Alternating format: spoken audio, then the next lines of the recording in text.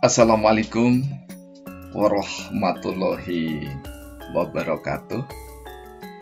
Alhamdulillahirabbil alamin.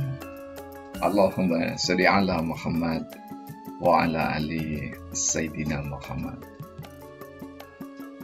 Pemirsa tercinta sebangsa dan setanah air, bersyukur kita bersua kembali dalam serial Indarwanto Hikmatologi.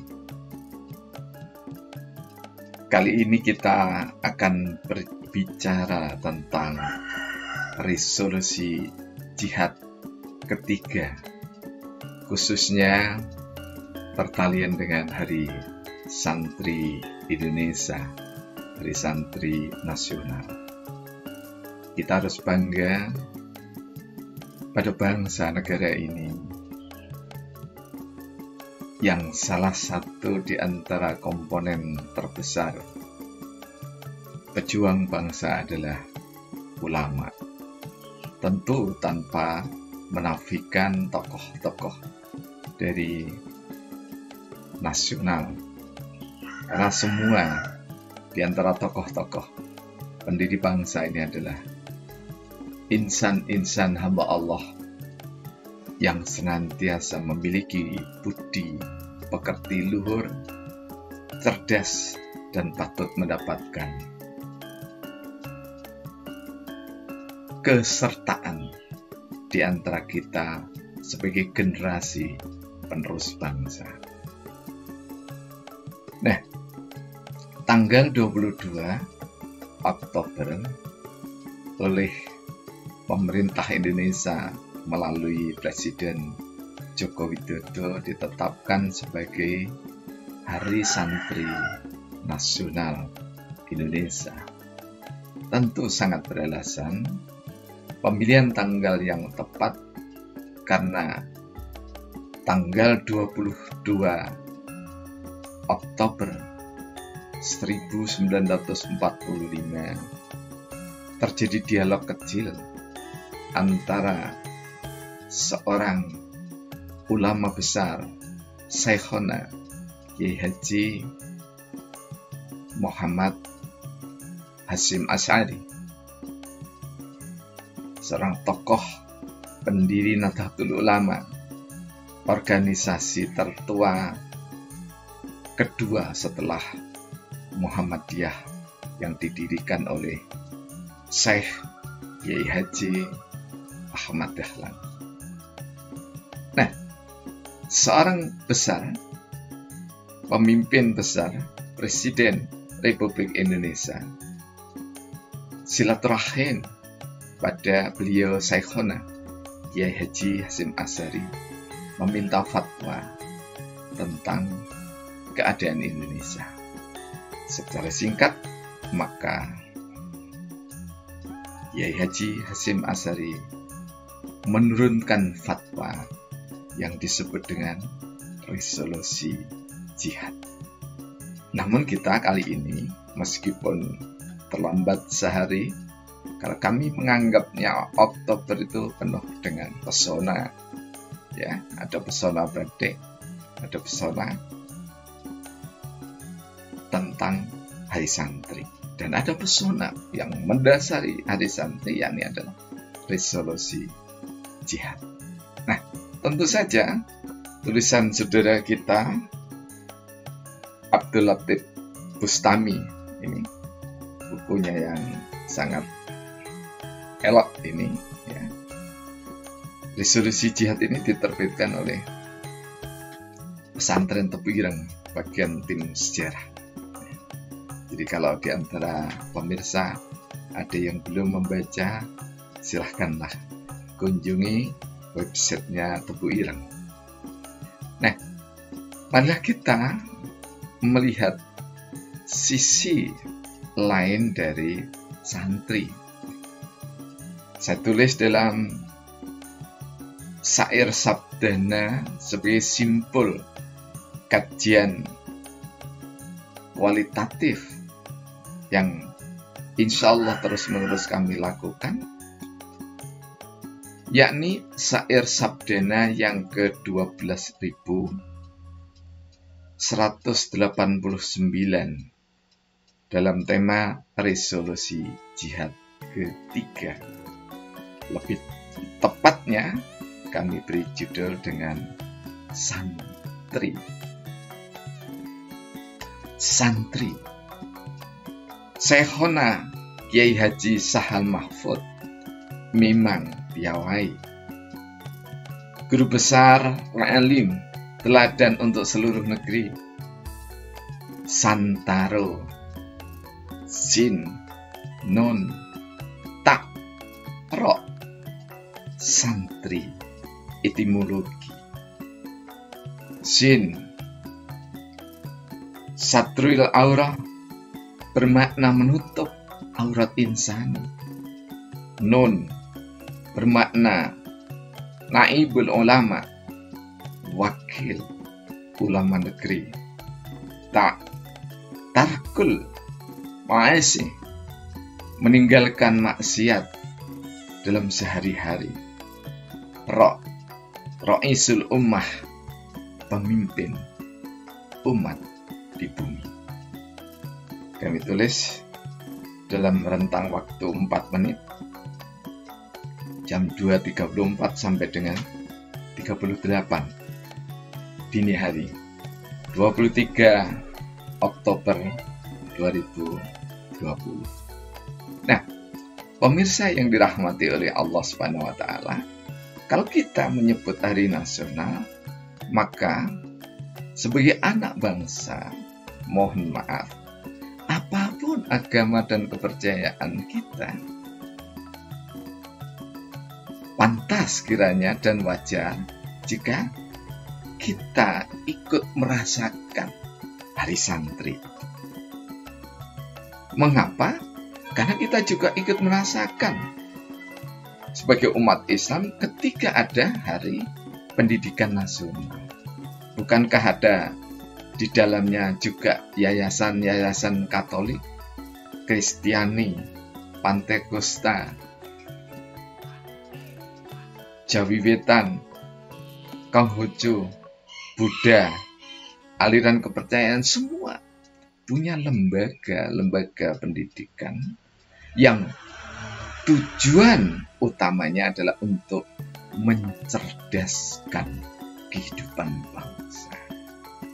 Dan para amtenar, birokrat, politikus, politisi juga harus ingat bahwa pendidikan itu bukan bermula dari pemerintah, namun pendidikan itu berasal dari tokoh-tokoh anak bangsa. Oleh sebab itu, saya sungguh heran ketika saya dialog kecil dengan seorang profesor di sebuah perguruan tinggi yang ternama di dunia. Beliau mengatakan bahwa orang-orang yang dididik di swasta dan yang mengajar di swasta itu betapapun adalah orang nomor 2 karena tidak diterima di negeri. Padahal beliau ini seorang guru besar yang sudah malang melintang tidak saja di Indonesia tapi di dunia. Tapi karena ikroknya yang butuh diperluas, maka simpulannya masih dangkal. Dan itu tidak salah. Mengapa tidak salah? Karena ketika mukminin mukminat melantunkan Al-Fatihah, kecuali terutama Siratal ladzina an'amta 'alaihim ghairil maghdubi 'alaihim waladdallin. Ini tidak ada atau belum ada kesadaran sejarah. Terlebih belum ada kesadaran ilmu sejarah. Sehingga sejarah itu dianggap ilmu pengetahuan yang tidak berguna. Jika guru-guru saat itu memahami sejarah pendidikan nasional, maka seluruh anak bangsa ini akan hormat ada perguruan swasta, lembaga-lembaga pendidikan swasta. Bukankah Universitas Brawijaya Malang juga berasal dari perguruan tinggi swasta?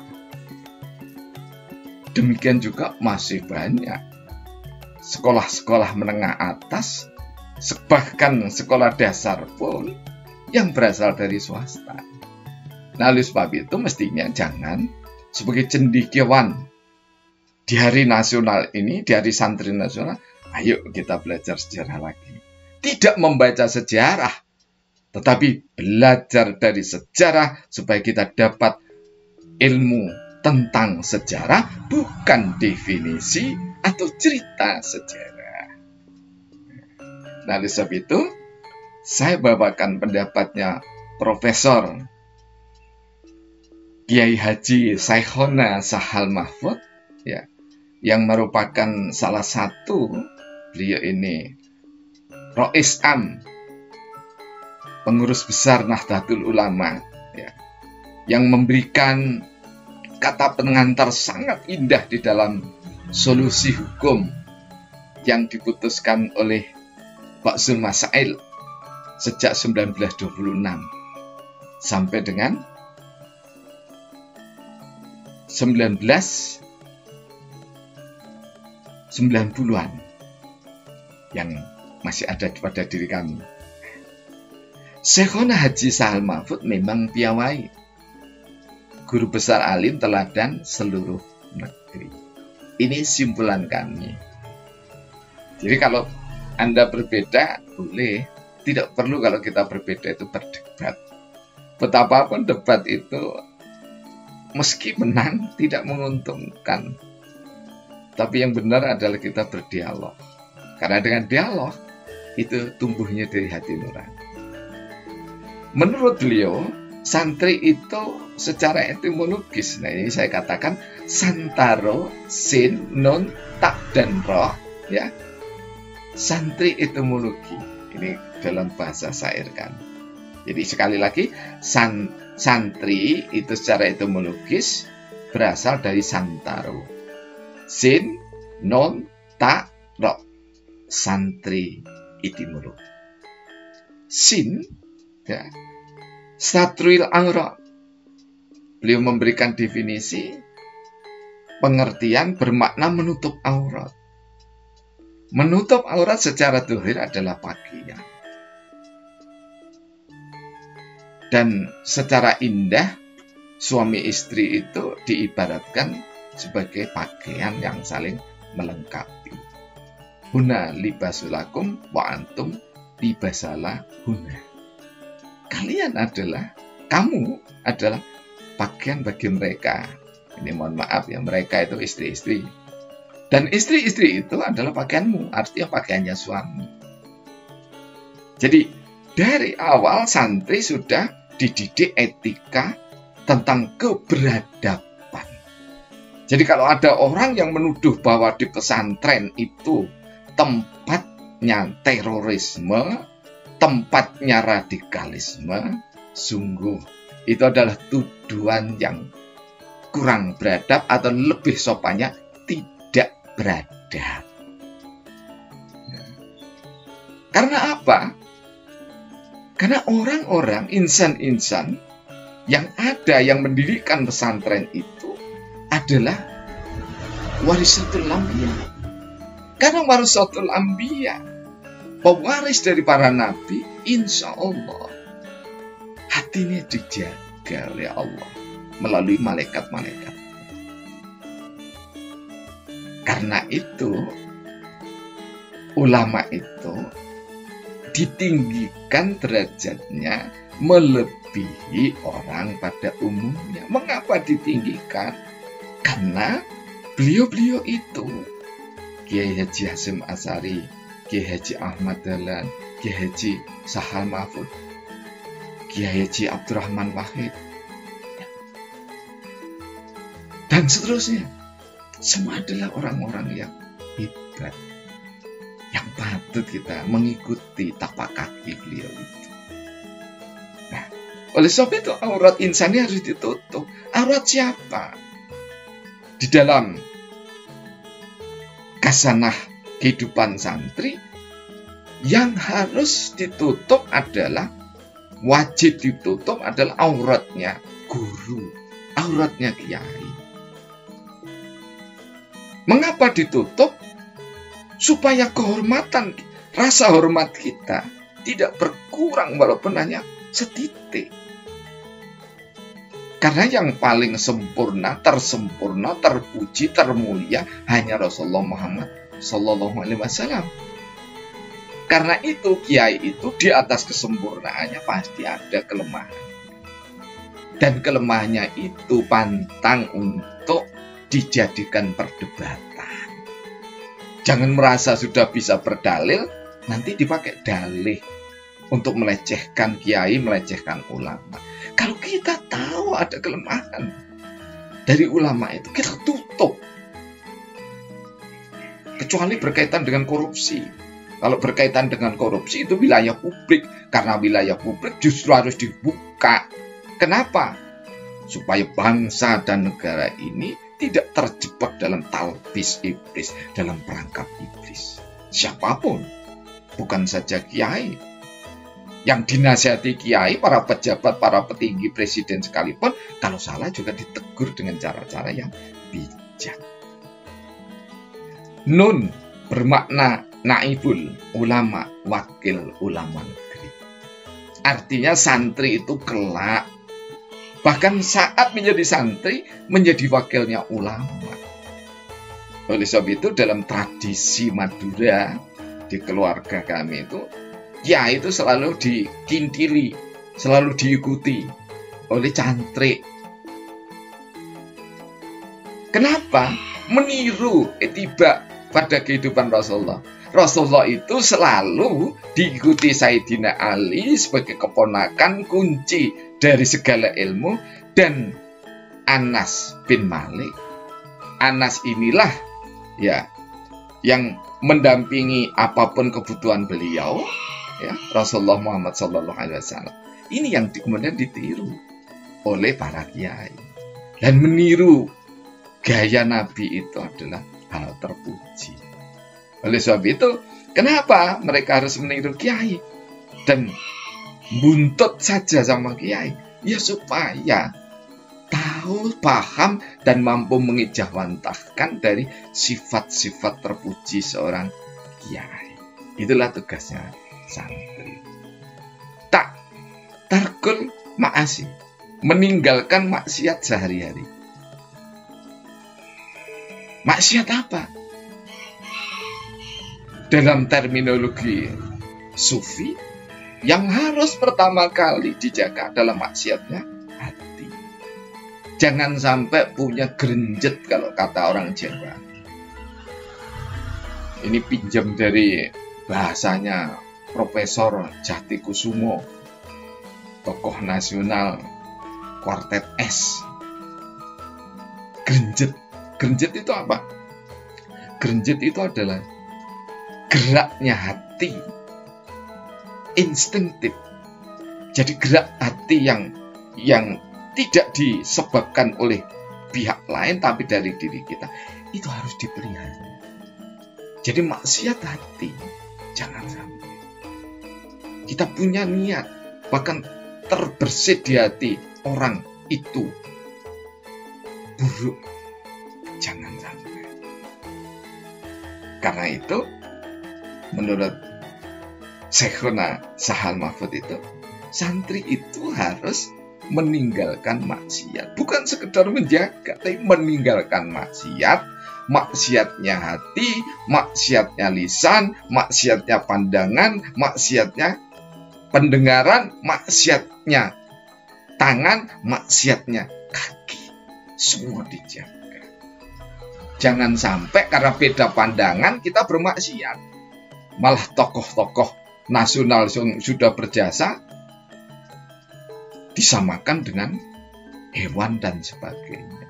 Betapapun kita ini pandai membaca Al-Quran, tajwidnya bagus, bahkan sampai tafsirnya bagus, Kalau pekerjaan sehari-hari tidak meninggalkan maksiat, tidak tarkul ma'asi, maka itu bukan santri yang sejati.